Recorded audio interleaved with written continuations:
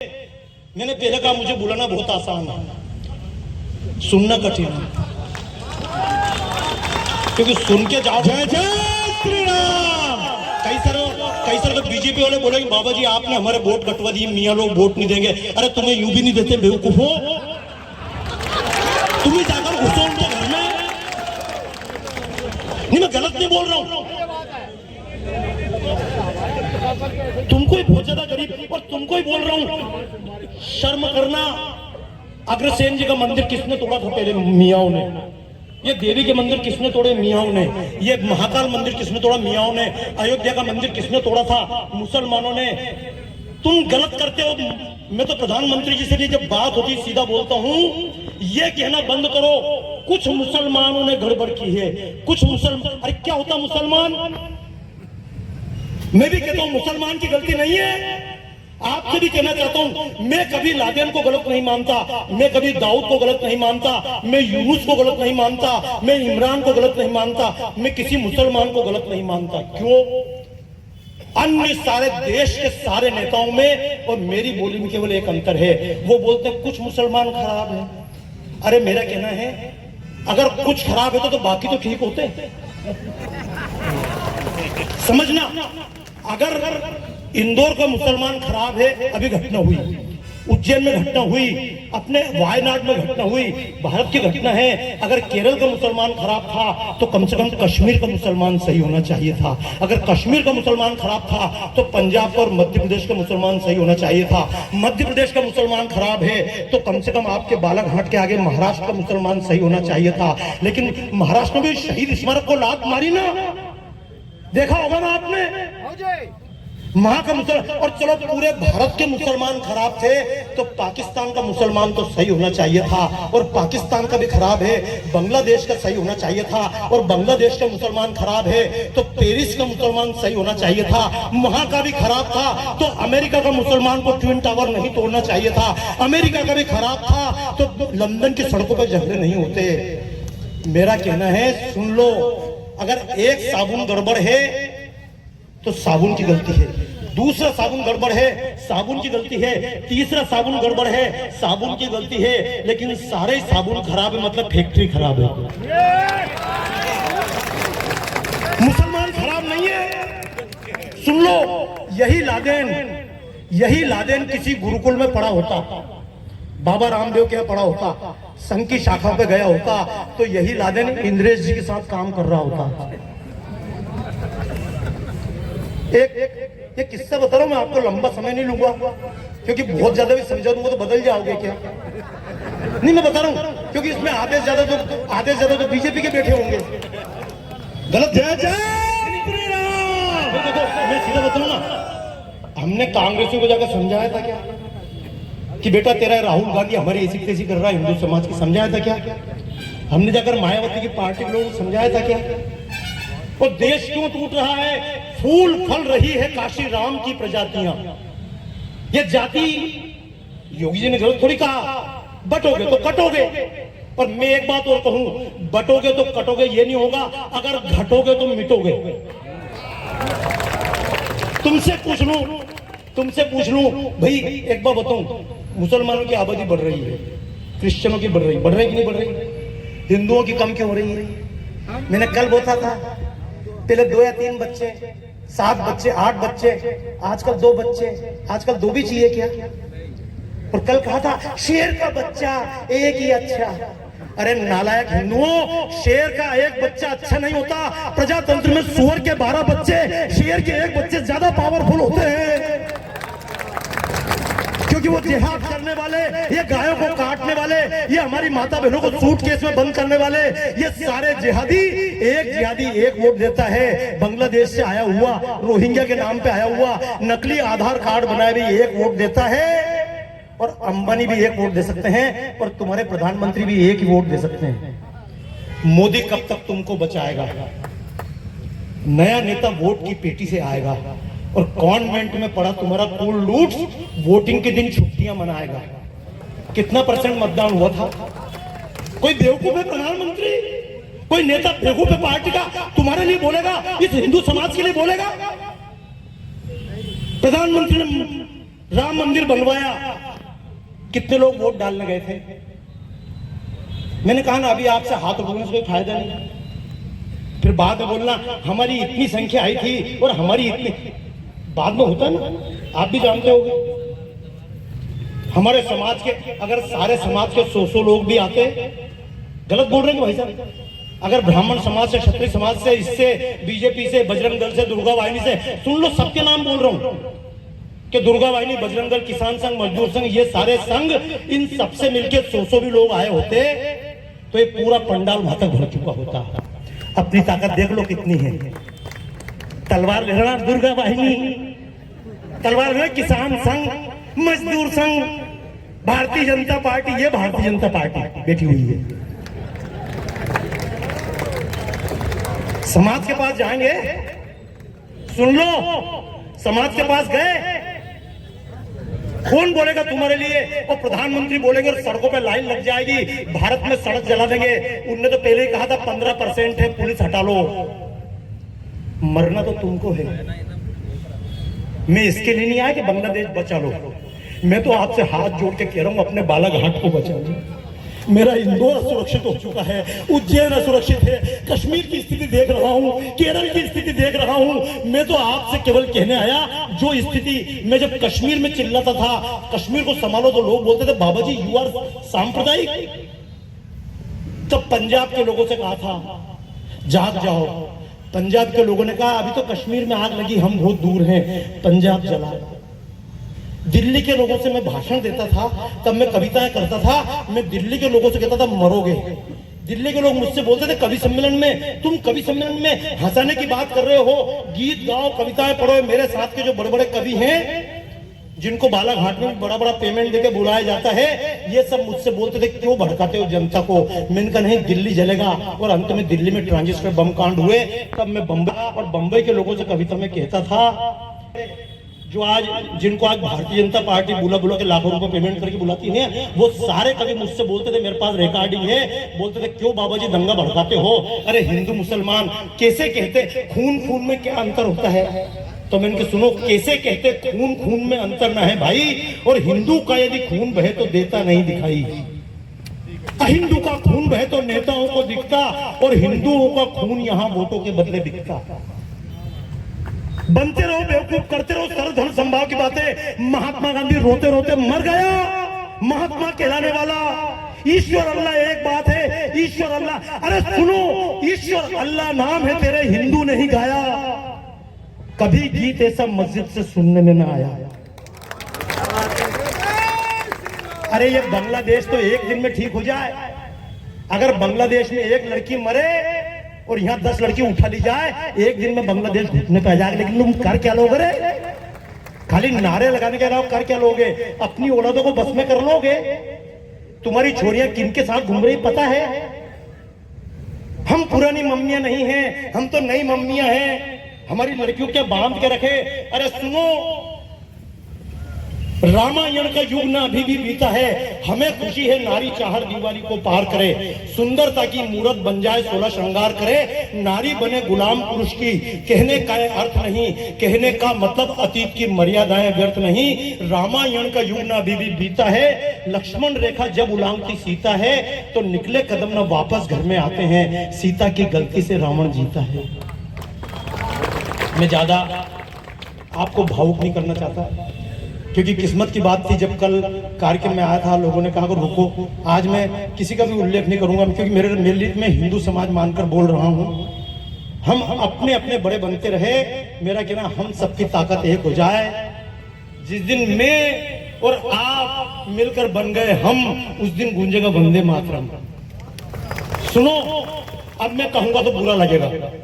अभी कल परसों की घटना सुनना, वैष्णो देवी पर जो खच्चर लेकर जाते हैं, बिठा कर जाते हैं ना खच्चर लेकर, उन लोगों को रोकने के लिए सरकार ने कहा यार तुम्हारा काम करो, हम रोपवे बना देते हैं, लोग रस्ते से आ जाएं। तो जितने खच्चर वाले, उन्होंने पुलिस वालों को कितना पीटा है, वहां के लोकल लोगों को कितना पीटा पता है?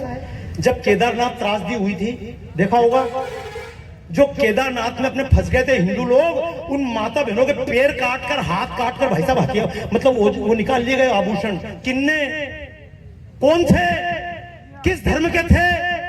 पूछो जाकर राहुल गांधी से, उनकी औलादें यहां भी घूम रही होगी। मैं राहुल गांधी को क्यों कहूं, मैं मायावती को क्यों कहूं, मैं किसी नेता का नाम क्यों लूं? वो नेता होंगे जब देश के खिलाफ चाइना की बात हो और चाइना के साथ राहुल गांधी खड़ा हो, तो उसकी औलादें तो यहाँ पे भी घूम रही होंगी, बांग्लादेश की। यहाँ पे बांग्लादेश के समर्थन वालों की औलादें यहाँ के बालाघाट में भी होगी। लेकिन हिम्मत है, दो जूते देने की हिम्मत है। राजनीति की बात मत करो, ये तो मेरा अग्रवाल भाई है, ये तो मेरा राजपूत भाई है, हमें राजनीति से क्या मतलब? तो मरो, राजनीति के कारण तो मर रहे हो और मरो। वो तुम्हें जाति में बांटते जाए, किसकी कितनी जाति, ब्राह्मण को कितना मिलना चाहिए, इसको सुनना। एक ब्राह्मण सम्मेलन कर लेना, किसी को आपत्ति नहीं होगी, पुलिस नहीं मिलेगी इतनी आपको। अगर राजपूत सम्मेलन करना, पुलिस व्यवस्था के लिए नहीं आएगी। इस कह रहा हूं मैं मध्य प्रदेश में बता रहा हूं, अगर आप सिख समाज का सम्मेलन कर लो, पुलिस व्यवस्था के लिए नहीं आएगी। और उसमें हजारों लोग आएंगे, हजारों लोग आएंगे। ब्राह्मण समाज का कार्यक्रम करो, लाखों लोग, हजारों लोग, तो हजारों तो अपने बालाघाट में आते होंगे, लेकिन इतनी पुलिस नहीं आएगी। क्यों? ब्राह्मण से कोई खतरा नहीं। तुम राजपूत के नाम पे सम्मेलन करो, कोई खतरा नहीं। तुम सोनी समाज के नाम पे सम्मेलन करो, कोई खतरा नहीं। लेकिन अगर तुम सबने बोल दिया हम हिंदू समाज के नाम पर हैं, तो पूरी दुनिया को लगता है खतरा, सरकारों को लगता है खतरा। वो नहीं चाहते आप हिंदू बने, वो चाहते हैं बटते रहो, क्योंकि तुम बटते रहोगे तो घटते रहोगे। और मैं पूछूं, मरना तो तुमको है, क्योंकि पूछूं आपकी औलादें कितनी हैं, आप लोग कितने बहन भाई थे? तो 5 बहन भाई थे, 6 बहन भाई थे। किसी मुसलमान को आज भी 10 बच्चे पैदा करने में शर्म नहीं? गिनती के 2-4 को छोड़ दो, बाकी आप सुन लेना। लेकिन मैं आपसे पूछूं, हम तो 5 भाई थे, 8 भाई थे, आपके कितने बच्चे हैं? तो चलो 5 से घट के 2 आ गए। अब उन बच्चों के कितने बच्चे हैं? और तुम घर के मालिक, तुम बेटे को चमका नहीं सकते हो कि साले 5 बच्चे मेरे पैदा नहीं किए थे, मकान में तेरे नाम पे नहीं करूंगा? कर सकते हो हिम्मत? ये पूछो, कर सकते हो? अपनी औलादों को बस में कर लोगे? औलादे बस में नहीं है, पाकिस्तान को बस में करोगे जाकर?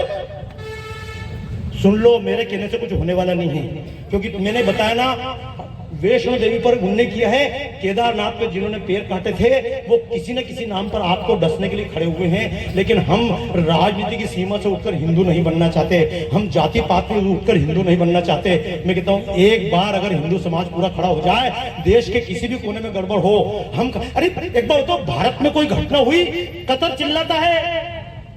भारत में कोई घटना हो, पाकिस्तान चिल्लाता है, मानवाधिकार के लोग चिल्लाते हैं। मैं कहता हूं, बांग्लादेश ने बोल दिया हिंदू मर रहे हैं, हमारा आंतरिक मामला है। मैं पूछता हूं, इतनी हिम्मत से बीजेपी का एक आदमी लेटर लिख के प्रधानमंत्री से पूछे कि बांग्लादेश का प्रधानमंत्री छोटा सा पिद्दा हिंदुओं को मारता है और कहता हमारा आंतरिक मामला है, तो भारत में भी एक बार करके बताओ। और जब दुनिया पूछे तो कह देना हमारा आंतरिक मामला है। पर मैं एक बार बताऊं, चिंता मत करना। मैं बात समाप्त करूं, लेकिन चिंता मत करना। तुम भले ही कमजोर हो, लेकिन तुम्हारी औलादें कमजोर, क्योंकि मैं गाड़ा, मेरे ऊपर कई बार केस लगे। अब आजकल केस नहीं लगता, क्योंकि सारे लेटर सबके सामने आ चुके हैं। मैं केवल एक बात कहूंगा, आप हिम्मत करके खड़े रहें। जैसे अगर आप लुंज पुंज, तो आपका नेता भी लुंज पुंज था कि नहीं था, मनमोहन सिंह। लेकिन अगर आप शक्तिशाली, तो आपका प्रधानमंत्री शक्तिशाली। और मैं तो एक बात कहूंगा, मोदी जी ने तो नहीं कहा बटोगे तो कटोगे, लेकिन ताली बजाओ, योगी जी ने कहा था बटोगे तो कटोगे। और मैं आपसे कह रहा हूं, घटोगे तो मिटोगे, ये मेरी अगली लाइन है। घटोगे तो मिटोगे, हो सके तो अपनी आबादी बढ़े। अरे खुद बच्चे नहीं पैदा कर सकते हो, तो कोई गरीब भाई अगर बच्चा पैदा कर ले, उसके बच्चे को पाल लेना, ये भी बहुत बड़ा योगदान होगा। आपके घर को आप नहीं बचा पाएंगे। फूल फल रही है काशी राम की प्रजातियां, देश से बड़ी हुई है आज की ये जातियां। माया का है काम, ध्यान राम से हटाती है, और जीव ब्रह्म को सदा पृथक पृथक दिखाती है। दोष इनको दीजिए ना, खुद का दिल टटोलिए। एक बार आप उनसे प्रेम से तो बोलिए, राम बन के गर दिलों से दिल को आप जोड़ दे, तो क्या मजाल मिशनरियों की देश तोड़ दे। बस मैं समापन करता हूं एक अंतिम बात बोलकर, तर्कों के पीछे छिपना मत। छिपने से कोई फायदा नहीं होगा। जैसे हम बोल रहे हैं ना, मतलब कि भाई ऐसा होगा, देश में कर देंगे, छिपने से कुछ नहीं होगा। मैं पिछले दिनों आया, नक्सलवाद भी इतने खतरनाक है, बोलो हाँ या ना? और बालाघाट के आसपास है कि नहीं? हाँ या ना? जब मैंने पूछा तो लोगों ने कहा जिनके पेट में रोटी नहीं है वो नक्सलवादी बन रहे हैं। मैंने कहा जिनके पास 5 रुपए रोटी खाने के नहीं है उनके पास 2 करोड़ की बंदूक कहां से आई है? ये कभी पूछा आपने? इन्हें बंदूक देने वाले वही है ईसाई जो पाकिस्तान में मर रहे हैं और भारत में आपको मार रहे हैं।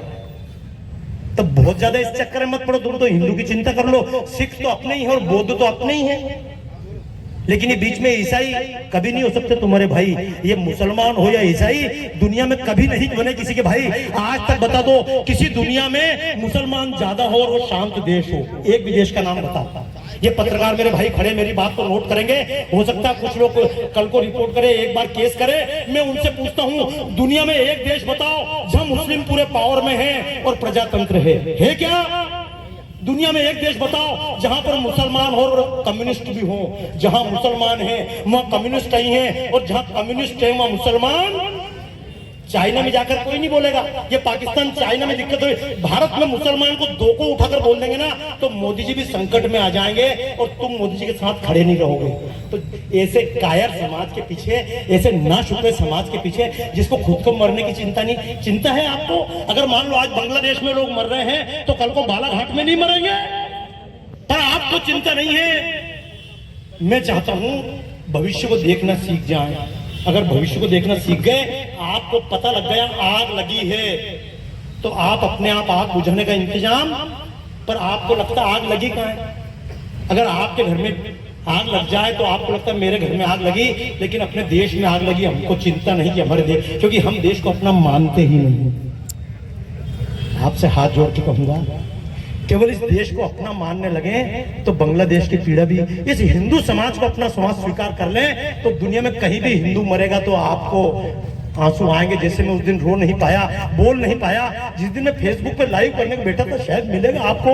उनको क्या सहायता करूं मैं? मेरा दिल टूट रहा है, बांग्लादेशी भाइयों के साथ खड़ा हूं, लेकिन मैं कहां जाऊं? मैं बांग्लादेश की बॉर्डर पे जा नहीं सकता। अरे बांग्लादेश से भागकर लोग बॉर्डर पर आ गए, भारतीय गवर्नमेंट ने भी दरवाजे बंद कर लिए थे। क्यों? अंतरराष्ट्रीय सीमा। बांग्लादेश अंतरराष्ट्रीय सीमा नहीं मानता, पर हम अंतरराष्ट्रीय सीमा मानते हैं। अभी जब देख रहा था ना, बड़ी प्रेम से बात कर रहे थे, हम ये हैं, हम वो हैं, हम सहिष्णु हैं। मरो, हमने दुनिया में किसी की 1 इंच भूमि नहीं दबाई। गर्व से बोलते हैं ना, हाँ या ना? दुनिया भर ने हमारी भूमि मत दबाई। कभी हमको शर्म आई? कभी शर्म आई? अरे सारी दुनिया से घट घट के आते गए, अब यहाँ रह गए और यहाँ से बच के कहाँ जाओगे? मैं तो कह रहा हूँ बहुत सुरक्षित मत समझना। अंतिम यही कहूंगा, आग आपके नीचे तक आ चुकी है। लड़कियां जितनी बांग्लादेश में जाती हैं उससे ज्यादा लड़कियां भारत में जा रही है। बंगाल में हालत खराब भैया, आप चलकर देखो, जितना प्रेम से आप बोल रहे हो ना, बंगाल में हालत खराब है, लेकिन अपने मरने वाले हिंदुओं को अपनी छोड़ के आए। बीजेपी भी साथ क्यों खड़ी होगी? बीजेपी के भी लोग छोड़ के चले आए। जिस दिन चुनाव खत्म हुआ अगले दिन बीजेपी के सब नेता फरार। मैं चिल्लाया जाकर, गलत नहीं बोल रहा हूं, इसलिए लोग मुझे बुरा कहते हैं। भाई साहब, आप जैसे कार्यकर्ता थे, मेरे छोटे कार्यकर्ता थे जो नारे लगा रहे थे, अगले दिन अमित शाह जी भी वापस आ गए, कैलाश विजय भी वापस आ गए, और कैसे पकड़ पकड़ कर मारा गया है मेरे कार्यकर्ताओं को, मेरे हिंदू भाइयों को। पर कौन खड़ा होगा भाजपा के पीछे भी? क्योंकि हिंदू समाज तो घर बैठा है। मैं तो एक बात कहता हूं, चिंता मत करना। अगर हिंदू समाज में दम है तो भाजपा क्या सोनिया गांधी भी चरणों में खड़ी होकर कहेगी हम बांग्लादेश में मरने वाले हिंदुओं के खिलाफ हैं। एक बार ताकत से खड़े हो, एक बार अगर समाज ताकत से खड़ा हो जाए अपनी गायों के पीछे, तो यही मायावती, यही असदुद्दीन ओवैसी गाय की पूजा करके आपसे गाय के नाम पर वोट मांगेंगे। मेरा कहना, एक बार हिंदू समाज खड़ा तो हो। तालियां, मुझे न मालूम है कुछ को बुरा लगा होगा कि बाबा जी हम जैसे तैसे तो संख्या इकट्ठी करके लाए, फिर भी हमसे बोल रहे हैं। तो तुम्हारी इतनी ताकत है, इतने लोग तो पोलिंग बूथ पे से ज्यादा लगते हैं। गलत बोल रहा हूं क्या? मतलब हमने जितनी ताकत से अपने चुनाव में, भाई साहब गलत बोल रहा हूं, अपने चुनाव में जितनी ताकत से मेहनत करते हैं, क्या एक भी आदमी ने उतनी मेहनत करी? जितनी अपने घर की शादी में मेहनत करते हैं, क्या एक भी आदमी ने इतनी मेहनत करी? अगर हमारे घर का छोटा सा केस हो, कलेक्टर के पास जाना हो, कम से कम 10 लोग जाते हैं। मुझे बहुत, इतने सारे पदाधिकारी ने अगर 100 लोग लाए होते तो पूरा बालाघाट जाम हो जाता। अब मैं नहीं कहूंगा कि ताकत कितनी है, अब मैं कहूंगा अभी अगर कम ताकत है तो अब बढ़ा लो। अगर हिंदू समाज के नाम पे ताकत हो गई तो सबको फायदा होगा। मेरा कहना अपने आप को सुरक्षित करने के लिए बयान है। बोलिए भारत माता की। देखो अब ये मैंने बोला ना भारत माता की जय, तो कई सारे तो घर से उठ के ही नहीं आए और कई सारे घर से उठ के आ गए, खुद उठे पर उनके हाथ क्या करना, हमको तो बैठने की आदत है। अभी बैठेंगे, यहाँ आके बैठ गए, किसी ने बुलाया शक्ल जरूर दिखा देंगे, दीदी मैं भी आया था। गलत नहीं बोल रहा, कई सारे हाँ भाई साहब खड़े, अगले पार्षद बनना है तो भाई संघ के भाई साहब को भी चक्कर से भाई साहब मैं गलत नहीं बोल रहा हूँ। ये अगर हिंदू समाज का मामला होता और एक एक कार्यकर्ता अगर 10-10 को लिया था तो कम से कम यहाँ 1000 से ज्यादा कार्यकर्ता हैं, तो आज 10,000 संख्या होती। मैं आप सबसे अनुरोध करूंगा, इस बांग्लादेश की पीड़ा को खाली मंच से व्यक्त न करें। एक एक आदमी सोच ले, वास्तव में खतरा है। अगर बांग्लादेश बच गया तो मेरा बालाघाट भी बच जाएगा। तो अभी तक अगर मेहनत नहीं की तो कम से कम 10 आदमी को ईमानदारी से अपना तो बना लो। जय श्री राम। जय जय